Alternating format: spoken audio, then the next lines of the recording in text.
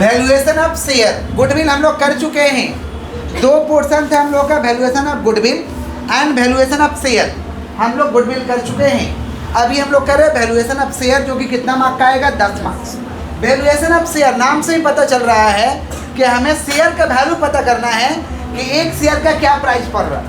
एक शेयर का क्या प्राइस, माने valuation of share means a certain price of share या पर प्राइस शेयर, प्रत्येक शेयर का क्या प्राइस पड़ रहा है, किसके माध्यम से निकालेंगे हम लोग, वैल्यूएशन ऑफ शेयर के माध्यम से। अब ये शेयर का प्राइस को निकालने का 3 मेथड है। शेयर का प्राइस को निकालने का 3 मेथड है। कौन कौन सा, मैं बैठ जाइए वहीं पे और ध्यान से सुनिए। शेयर का प्राइस को निकालने का हम लोग का कितना मेथड है भाई, 3। पहला कौन सा मेथड है, एसेट बैकिंग। कौन सा, शेयर का प्राइस को निकालने का 3 मेथड है। पहला हम लोग का मेथड है एसेट बैकिंग, जिसको हम कहते हैं इंस्ट्रिंसिक वैल्यू। क्या कहते हैं हम लोग। दूसरा मेथड हम लोग का यील्ड मेथड, जिसको हम लोग कहेंगे अर्निंग मेथड। यील्ड मेथड का दूसरा नाम है अर्निंग। और तीसरा हम लोग का फेयर मेथड। कौन सा, फेयर मेथड को हम कहते हैं मीन मेथड। तीनों का मतलब समझिए। एसेट बैकिंग का मतलब हुआ कि एसेट के आधार पे एक शेयर का कीमत कितना हो रहा है, एसेट के आधार पे एक शेयर का प्राइस कितना हो रहा है, ये किससे निर्धारित करेंगे, एसेट बैकिंग मेथड के आधार पे। माने एसेट बैकिंग मेथड के आधार पे हम लोग वैल्यूएशन ऑफ शेयर करते हैं, शेयर का प्राइस निकालते हैं संपत्ति के आधार पे कि कंपनी के पास कितना संपत्ति है, उसके आधार पे निकाल लेंगे। उसको हम कहते हैं एसेट बैकिंग मेथड। क्या कहते हैं, प्रॉफिट के आधार पे जब शेयर का कीमत पता करेंगे उसको कहते हैं यील्ड मेथड। क्या कहते हैं, और दोनों का एवरेज करके जब हम शेयर का प्राइस पता करेंगे उसको हम फेयर मेथड कहते हैं। क्या कहते हैं, समझ रहे हैं। तो वैल्यूएशन ऑफ शेयर करने का 3 मेथड है। पहला है asset banking, yield method, fair method. Asset banking माने संपत्ति के आधार पे पता करिए, एसेट के आधार पे पता करिए कि एक शेयर का कितना कीमत है। यील्ड का मतलब हुआ प्रॉफिट के आधार पे पता करिए कि एक शेयर का कितना कीमत है। और फेयर मेथड का मतलब एवरेज। फेयर मेथड माने क्लियर। अब अगर हम निकालने जाए एसेट बैकिंग मेथड से तो इसका फार्मूला है, सुनिए ध्यान से। एसेट बैकिंग मेथड से अगर निकालने जाए तो इसका फार्मूला है NAFES divide by number of equity share. NAFES का फुल फॉर्म होता है net asset available for equity share holder, लेकिन इतना बड़ा नाम है कि हम लोग शॉर्ट में नाफेस कहते हैं। Net asset available for equity share holder, बोलो क्या बोलें, net asset available for equity share holder. इसे क्या कहते हैं, नाफेस। क्या कहते हैं, तो NAFES divide by number of equity share. NAFES divide by, तो नाफेस तो निकालना पड़ेगा, नाफेस थोड़ी दिया रहेगा कि ये है नाफेस निकाल लीजिए, नाफेस आपको निकालना पड़ेगा। तो ये नाफेस 2 तरीका से निकलता है, एक लायबिलिटी के तरीका से और एक एसेट के तरीका से। लायबिलिटी के तरीका से नाफेस ऐसे निकलेगा, फुल फॉर्म लिखे हैं बाबू, यहाँ देखिए फुल फॉर्म लिखा हुआ है, टेंशन का कोई बात नहीं। यहाँ देखिए नाफेस हम लायबिलिटी के तरीका से ऐसे निकालते हैं और एसेट के तरीका से ऐसे। Calculation of net asset available for equity share holder, bracket में नाफेस कर देंगे, फुल फॉर्म लिखा हुआ है। लायबिलिटी के साइड से निकलना एकदम आसान है। सबसे पहले लिख देंगे इक्विटी शेयर कैपिटल। क्या लिख देंगे, equity share capital reserve and surplus. Equity share capital reserve and add करेंगे profit on revaluation. Profit on revaluation का मतलब हुआ कि बैलेंस शीट में कोई संपत्ति का दाम दिया 1 लाख और एडजस्टमेंट में उसका दाम दिया हुआ 1.5 लाख। बैलेंस शीट में कितना दिया, 1 लाख, एडजस्टमेंट में कितना दिया हुआ है, ज़्यादा कि कम, कितना ज़्यादा, 50,000, कितना ज़्यादा, इसको हम कहते हैं profit on revaluation. Profit on, clear है क्या।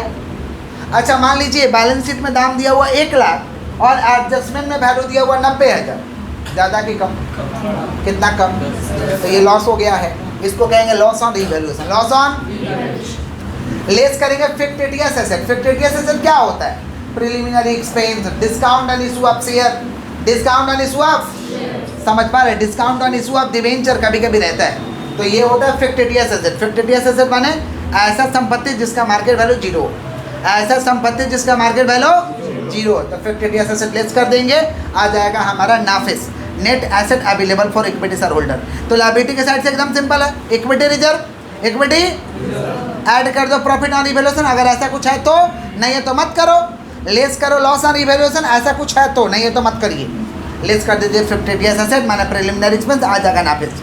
ये लायबिलिटी के साइड से।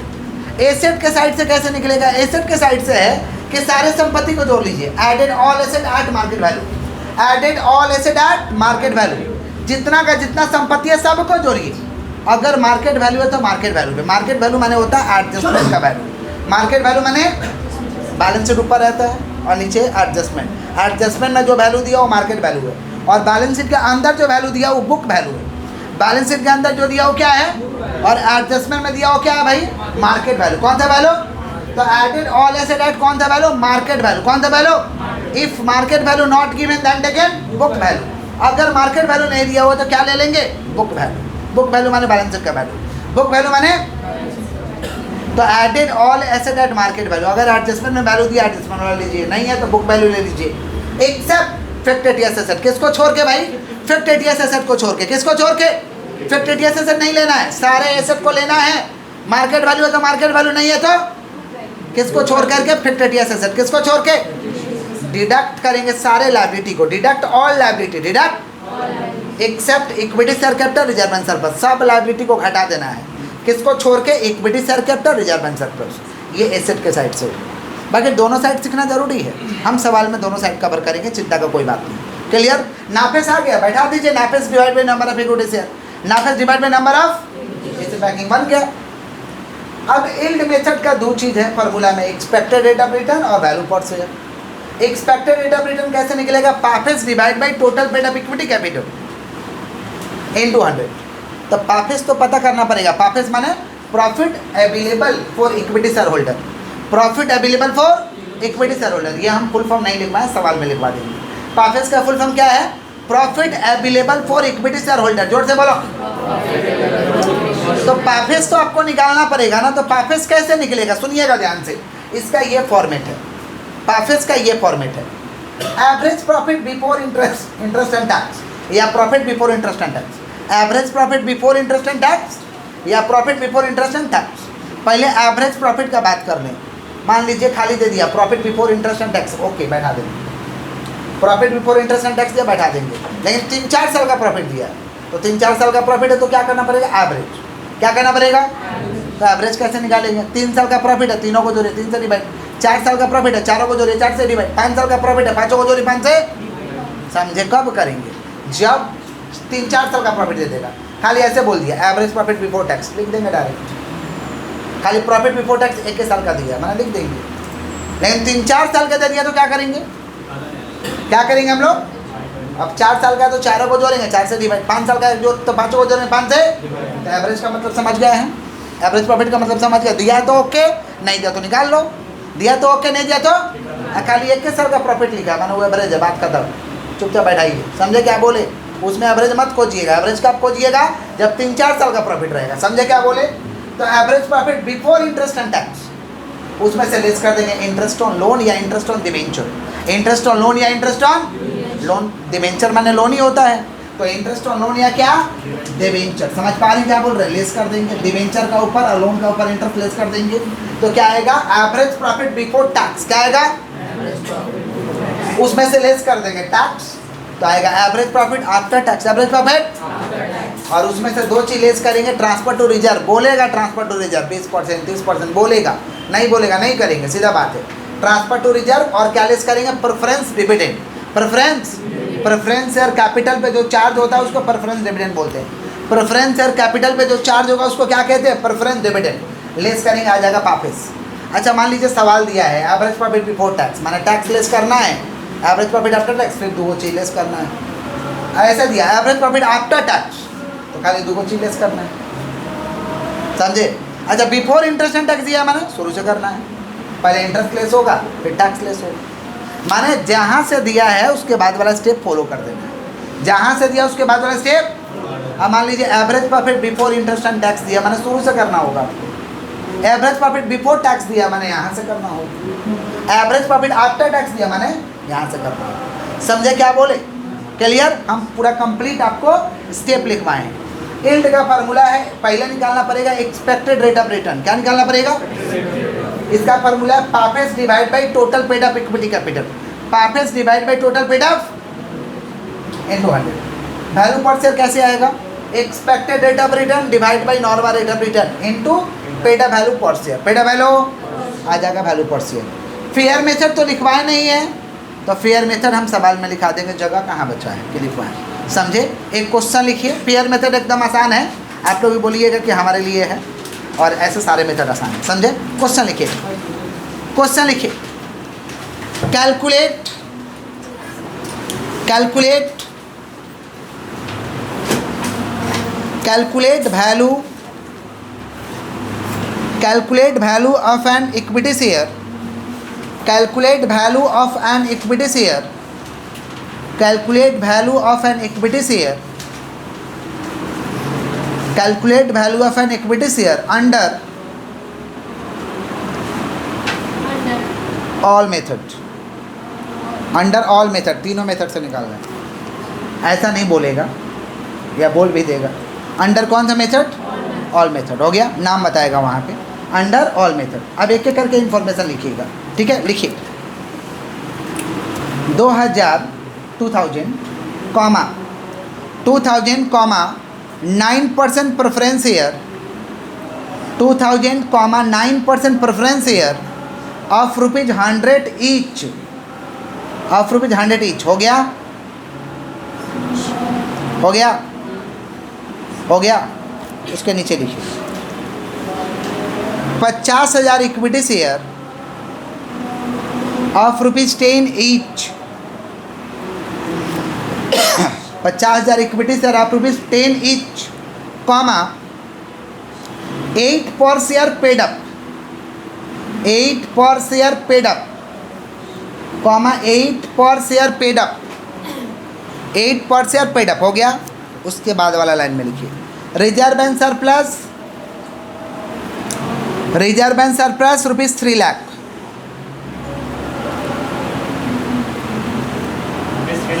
हाँ 3 लाख। उसके नीचे लिखिए प्रिलिमिनरी एक्सपेंस, प्रिलिमिनरी एक्सपेंस ₹50,000, 50,000। उसके बाद लिखिए प्रॉफिट, प्रॉफिट एवरेज प्रॉफिट कर दीजिए, क्या बोले हैं भाई? 50,000, 50 नहीं 50, 50,000, हाँ प्रिलिमिनरी एक्सपेंस 50,000। उसके बाद में लिखिए average profit before tax 2,18,000, average profit before tax, average profit before tax 2,18,000। उसके नीचे लिखिए rate of tax, rate of tax 50%, rate of tax 50%, rate of tax 50% लिख दिए। उसके नीचे लिखिए transfer to general reserve every year, transfer to general reserve every year, transfer to general reserve every year, transfer to general reserve every year, transfer to general reserve every year 20% of the profit, transfer to general reserve every year 20% of the profit, 20% of the profit, 20% of the profit, हो गया। उसके नीचे लिखिए normal rate of return, normal rate of return oblique, oblique मैंने slash का sign देना है, normal rate of return oblique fair rate of return, normal rate of return oblique fair rate of return oblique market rate of return, बैठिए भैया बैठिए, normal rate of return oblique fair rate of return oblique market rate of return, market rate of return 15%, 15% हो गया, clear? लिख दिए हैं। सुनिए सवाल पढ़ के एक बार सुनाते हैं, लिखवाए हुए हैं, सुनिए लिखवाए हुए हैं 15% लिख देना लास्ट में, लिख दिए हैं। लिखवाए calculate value of an equity share, equity share का वैल्यू निकालना है अंडर ऑल पॉसिबल मेथड, सारे मेथड से, माने जितना मेथड है उससे निकालो। अच्छा 2009% प्रेफरेंस शेयर है, 2009% प्रेफरेंस शेयर 100 ईच, तो 2000 इंटू 100 2 लाख का प्रेफरेंस शेयर है, ठीक है। उसके बाद 50,000 इक्विटी शेयर है 10 करके, लेकिन 8 रुपया पेडअप है, तो 50,000 इंटू 8 कितना पेडअप हुआ? 4 लाख। कितना हुआ? माने इक्विटी कितना है? 4 लाख है। इक्विटी कितना भाई? 4 लाख। इक्विटी कितना है? 4 लाख। उसके बाद क्या भाई, एक्सपेक्टेड प्रॉफिट, एक्सपेक्टेड प्रॉफिट क्या लिखवा है, उसके बाद reserve and surplus, reserve and surplus कितना लिखवा है 3 लाख। उसके बाद क्या लिखवा है, average profit, preliminary expense 50,000, preliminary expense. उसके बाद क्या लिखवा है, average profit before tax 2,18,000, rate of tax 50%। उसके बाद transfer to reserve every year 20%। उसके बाद नॉर्मल रेट ऑफ रिटर्न को बोलते हैं fair rate of return, market rate of return कितना परसेंट, 15%। सवाल में जो 50,000 इक्विटी से 10 ईच है, पेडअप कितना करके है 8 रुपया, पेडअप कितना है, माना हम लिखवा है प्रेफरेंस है, equity, reserve and surplus, preliminary expense, उसके बाद average profit before tax, rate of tax, transfer to reserve और normal rate of return oblique fair rate of return या मार्केट रेट ऑफ रिटर्न, एक ही चीज़ है, कितना परसेंट, 15%। पहले हम लोग को कौन सा मेथड से निकालना, एसेट बैकिंग। कौन सा मेथड, इसके लिए हमें नाफिस चाहिए, क्या चाहिए, नाफिस। तो 2 साइड से निकाल सकते हैं, लायबिलिटी के साइड से और एसेट के साइड से। सवाल में किसका इन्फॉर्मेशन दिया, लायबिलिटी का, देखिए इक्विटी दिया है, प्रेफरेंस दिया है, रिजर्व एंड सरप्लस दिया है, तो हम लायबिलिटी साइड से यहाँ निकाल सकते हैं, एसेट के साइड से यहाँ पे निकाल नहीं सकते। समझ पा रहे हैं। तो कैसे नाफिस निकालेंगे, बोर्ड में देखिए आप लोग। सबसे पहले निकालेंगे कैलकुलेशन ऑफ क्या चीज़, नाफिस। कैलकुलेशन ऑफ, सबसे पहला काम होगा कैलकुलेशन ऑफ नाफिस। पहला काम है हमको नाफिस निकालना, तो निकालते हैं नाफिस। पर्टिकुलर नाफिस माने net asset available for equity share holder. NAFES कैसे निकालेंगे, पहले लिखेंगे इक्विटी शेयर कैपिटल कितना है भाई, 50,000 इंटू 8 कितना है, 4 लाख। इक्विटी शेयर कैपिटल कितना है, 4 लाख। फिर क्या, reserve and surplus, reserve and surplus कितना लिखवाएं, 3 lakh. Add profit on evaluation less loss on evaluation है नहीं, प्रिलिमिनरी एक्सपेंस तो लेस होगा। प्रिलिमिनरी एक्सपेंस कितना भाई, प्रिलिमिनरी एक्सपेंस कितना है 50,000, तो 4 लाख और 3 लाख 7 लाख, 7 लाख माइनस 50,000। नाफिस आ गया आपका 6.5 लाख। नाफिस कितना आ गया 6.5 लाख। फार्मूला क्या है एसेट बैकिंग का, कोई दिक्कत है, equity, reserve and surplus, preference तो लेना नहीं है, प्रेफरेंस लेना नहीं है, इधर प्रॉफिट तो लेना नहीं है, फॉर्मेट तो लिखवाए हुए हैं, तो इक्विटी लेना है, रिजर्व एंड सरप्लस लेना है, और अगर फिक्टिटियस है तो लेस कर देना है। प्रॉफिट ऑन इवैल्यूएशन होगा तो ऐड, लॉस ऑन इवैल्यूएशन रहेगा तो लेस, ऐसा कुछ है ही नहीं, ऐसा कुछ सवाल में नहीं है। तो हमारा नाफिस आ गया। अब फार्मूला लगा देंगे। पहला कौन सा मेथड है भाई, एसेट बैकिंग मेथड। बोले क्या बोले हैं, एसेट बैकिंग मेथड। फार्मूला क्या हो जाएगा, एसेट बैकिंग मेथड का फार्मूला हो जाएगा NAFES, NAFES divide by number of equity share, NAFES divide by number of equity share है। नाफिस कितना भाई 6.5 लाख, और नंबर ऑफ इक्विटी शेयर कितना है 50,000। नंबर ऑफ इक्विटी शेयर कितना है 50, 6.5 लाख डिवाइड बाई 50 कर दीजिए, कितना 13 रुपये। आंसर आ गया। ये कौन सा मेथड हुआ, कौन सा मेथड, एसेट बैकिंग। कौन सा, हाथ को स्टॉप रखिए, पहले समझिए। Asset banking clear, asset banking clear है सबका, सभी लोग का क्लियर है। तो आशीष आपका क्लियर है, क्लियर है सभी लोग का। चलिए आगे बढ़ते हैं। दूसरा कौन सा मेथड है, एल्ड मेथड। कौन सा, एल्ड मेथड के लिए पाफिस चाहिए। पाफिस निकालने का तरीका क्या बताए हैं, लिखा हुआ एवरेज प्रॉफिट बिफोर टैक्स, माने फॉर्मेट लगा लेंगे, बिफोर टैक्स से टैक्स लेस करेंगे, वहाँ से 2 चीज और लेस करेंगे, ट्रांसफर टू रिजर्व और प्रेफरेंस डिविडेंड। तो यहाँ हेडिंग बनाते हैं कैलकुलेशन ऑफ क्या चीज़, पाफिस। कैलकुलेशन ऑफ पाफिस निकाल के आ रहे भाई, पाफिस। तो पाफिस निकालते हैं, कैलकुलेशन ऑफ पाफिस हम लोग निकाल रहे हैं। तो सबसे पहले average profit before tax, average profit कितना दिया है, एवरेज प्रॉफिट बिफोर टैक्स दिया हुआ 2,18,000, 2 लाख लेस कर देंगे टैक्स, लेस कर देंगे टैक्स। टैक्स कितना परसेंट है 50%, तो 2,18,000 का 50% 1,09,000, 1 लाख लेस करने पे कितना आ रहा है 1,09,000। ये क्या आ रहा है, ये क्या आ रहा भाई, average profit after tax. Average profit यहाँ से 2 चीज लेस करना है, एक लेस करना है ट्रांसफर टू रिजर्व, दिया है सवाल में देख लीजिए 20% every year. Transfer to reserve 20% every year, 20% of profit. तो 1,09,000 प्रॉफिट है ना, तो 1,09,000 का 20%, थोड़ा कैलकुलेटर चलाइए, 1,09,000 का 20% कैलकुलेटर चलाइए। 1,09,000 का 20% कितना 25,000, 21,800। इसके बाद लेस करेंगे प्रेफरेंस डिविडेंड। क्या लेस करेंगे भाई, प्रेफरेंस डिविडेंड। प्रेफरेंस डिविडेंड किस पे चार्ज होगा? Preference share capital. Preference share सवाल में देखे प्रेफरेंस शेयर कैपिटल कितना है? 2000 है ना? 2000 100 करके 2000 तो 2 लाख हुआ। कितना परसेंट है? 9%। वहीं पे देखो कितना परसेंट है?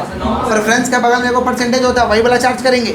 9% प्रेफरेंस शेयर है, 9% तो 2000 इंटू 100 कितना हो रहा? 2 लाख।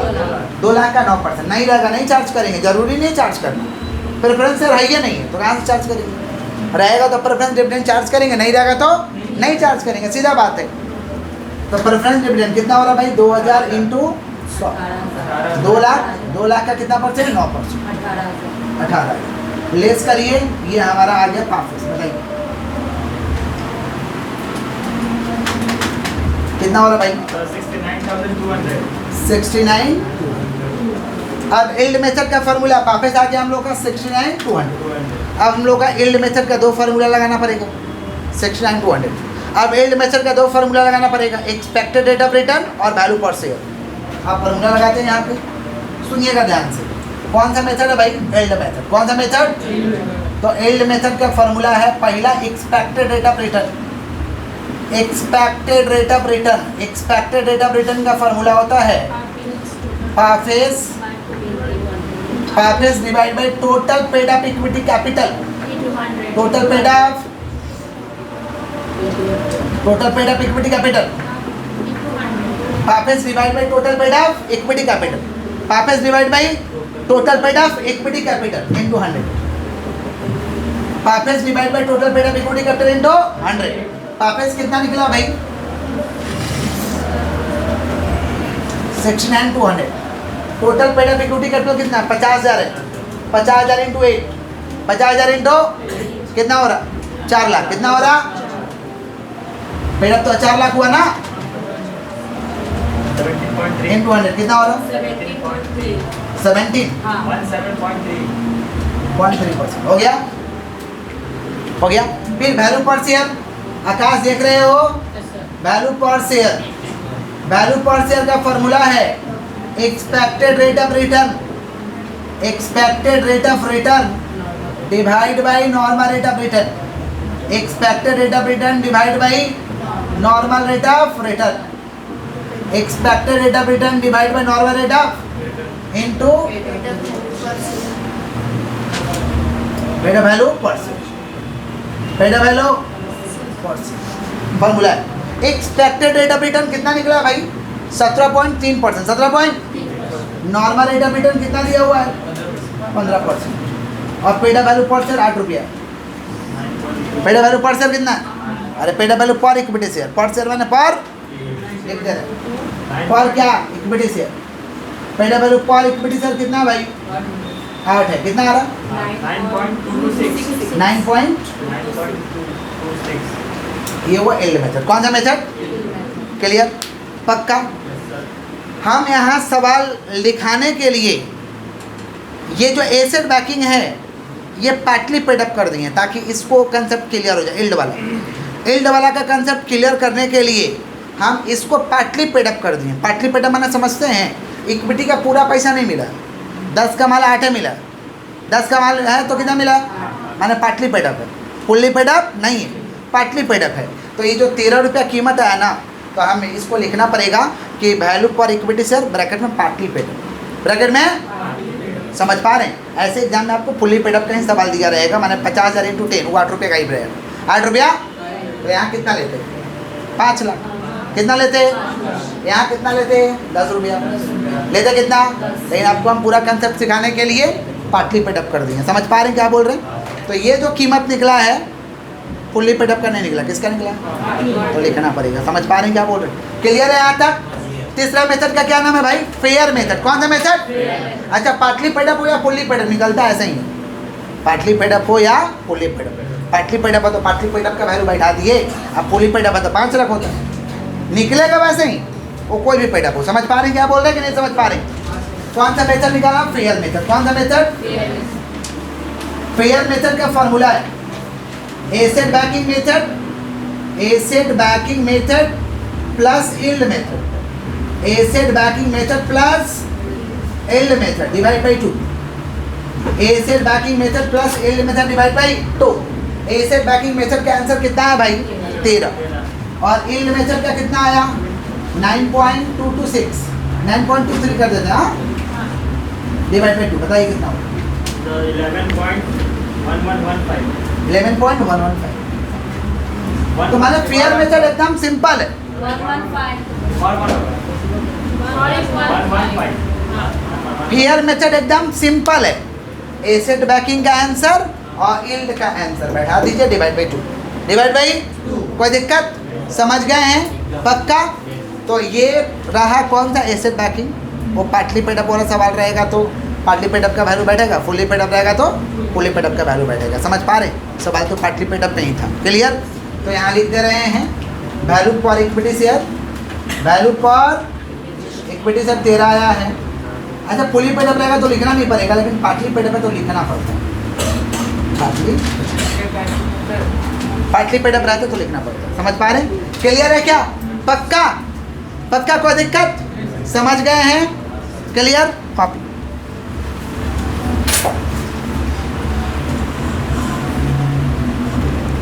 लिखिए calculate value of an equity share next question लिखिए कैलकुलेट वैल्यू नेक्स्ट क्वेश्चन है calculate value of an equity share under all possible method calculate value of an equity share under all possible method calculate value of an equity share under all possible method calculate value of an equity share under all possible method लिख दिए नीचे एक करके लिखिए नीचे एक करके लिखिए 10,000 equity share 10,000 equity share of ₹100 each 10,000 equity share of ₹100 each उसके नीचे लिखिएगा 1,000 preference share 1,000 10% preference share 1,000 10% preference share of ₹100 each of ₹100 each 1,000 10% preference share of ₹100 each हो गया उसके नीचे लिखिए reserve and surplus ₹2 lakh reserve and surplus ₹2 lakh reserve and surplus ₹2 lakh reserve and surplus ₹2 lakh उसके नीचे लिखिएगा expected profit before tax ₹5 lakh expected profit before tax ₹5 lakh उसके नीचे लिखिएगा टैक्स रेट 50% टैक्स रेट 50% हो गया उसके नीचे लिखिएगा market rate of return 10% market rate of return 10% सुनिए सम कंप्लीट सम लिखवाएं कि calculate value of an equity share under all possible method लिखवाए हुए हैं 10,000 इक्विटी शेयर एक का दाम है 100 माने पूरा फुल्ली पेडअप है 10,000 इंटू 100 कितना हो जाएगा भाई 10 लाख हो रहा है 1 लाख 10 लाख तो 10,000 इंटू 100 10 लाख इक्विटी ले लेंगे प्रेफरेंस कितना भाई 1000 है 9% 100 करके उसके नीचे रिजर्व एंड सरप्लस कितना 3 लाख तो यहाँ लिख देंगे इक्विटी कितना 10 lakh reserve and surplus 3 lakh preliminary तो है ही नहीं सवाल में तो लेस नहीं करेंगे जो आएगा वो क्या आ जाएगा नाफिस क्या आएगा NAFES divide by number of equity share तो नाफिस कितना आ जाएगा 13 लाख कितना आएगा और नंबर ऑफ इक्विटी शेयर कितना भाई 10,000 कितना है तो 13 लाख डिवाइड बाई 10,000 करोगे 130 रुपया आंसर हो गया यहाँ 13 आया वहाँ 130 आया ठीक है चलिए आगे बढ़ते अब इसके लिए पाफिस चाहिए दिया हुआ है एक्सपेक्टेड प्रॉफिट बिफोर टैक्स दिया हुआ है ना 5 लाख दिया है टैक्स रेट कितना 50% लेस करेंगे आ जाएगा profit after tax profit after यहाँ से 2 चीज लेस करना है ट्रांसफर टू रिजर्व भाई ये नहीं है ट्रांसफर टू रिजर्व बोला नहीं है नहीं करेंगे नहीं बोला तो जबरदस्ती थोड़ी ना करेंगे नहीं बोला तो जबरदस्ती करने का कोई नियम नहीं है बोलेगा तो लेस नहीं बोलेगा नहीं लेस एक चीज़ और लेस करना प्रेफरेंस डिविडेंड वो तो निकल पा रहा है कितना 1000 है ना ऊपर में 1000 प्रेफरेंस है 100 करके 1000 इंटू 100 1 लाख 1 लाख का 9% 9,000 1 लाख का 10% है 10% है तो 1 लाख का 10% है कि 9% 10% तो 1 लाख का 10% कितना हो रहा है 10,000 लेस कर देंगे आ जाएगा वापस 2 फॉर्मूला लगा देंगे PAFES divide by total paid up equity capital, कितना हो जाएगा total paid up equity capital? 10,000 into 100, 10 lakh, कितना हो जाएगा? आ जाएगा। यहाँ पे एक्सपेक्टेड रेट ऑफ रिटर्न जो निकलेगा बैठाइएगा, नॉर्मल रेट ऑफ रिटर्न दिया, मार्केट रेट ऑफ रिटर्न 10% दिया है ना, इंटू पेड अप वैल्यू पर इक्विटी शेयर 100 रुपया, पेड अप वैल्यू पर इक्विटी शेयर आ जाएगा आंसर। अब फेयर का तो जानते ही हैं, दोनों का आंसर डिवाइड बाई 2, जल्दी बना के दीजिए, जल्दी से अभी बना के दीजिए। बच्चे पूछ रहे हैं कि पाफेस का फुल फॉर्म लिखना पड़ेगा क्या एग्जाम में? हाँ, फुल फॉर्म लिखना पड़ेगा, profit available for equity share holder, profit available for equity share holder, PAFES का फुल फॉर्म लिखना पड़ेगा।